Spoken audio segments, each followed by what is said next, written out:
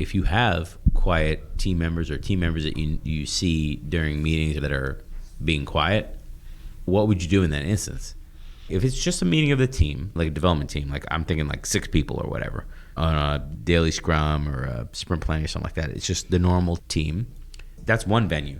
But I've been in other venues where it's like a scaled program level sprint review where it's somewhere between 30 and 50 people on a call.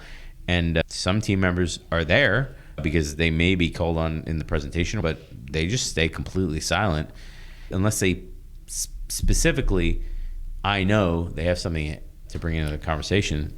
I don't even know if I would call on them. You often don't know that they have something to contribute. I mean, these tend to be somewhat junior folks, right? Yeah, and they feel like it's not their place to say anything because they feel intimidated with 30 other people or 40 other people on the call.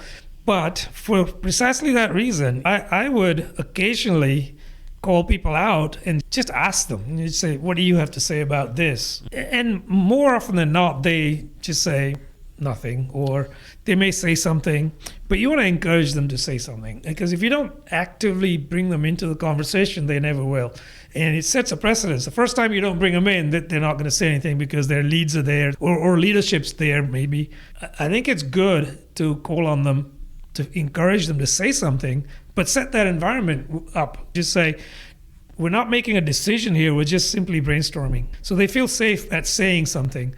And to that point, lead by example. Prop it up so they can knock it down. Yep. So just say something absolutely ridiculous yourself. I'm serious. You know it doesn't make sense in the context, right? But just say it anyway and just say, well, what about this? And someone says that doesn't make sense. You say, oh yeah, I see why. Now, what do you think? And then turn to that person who doesn't say anything, right? And you say, what are your thoughts? You're not inviting their thoughts on your ridiculous proposal. Yeah. You're inviting their thoughts on the problem at hand. Yeah. But that's kind of like a lead into how to do that. I've had some luck with that, where people would say something because they feel at ease to say something. They say, well, it couldn't be as bad as what this guy just said, right? So, yeah,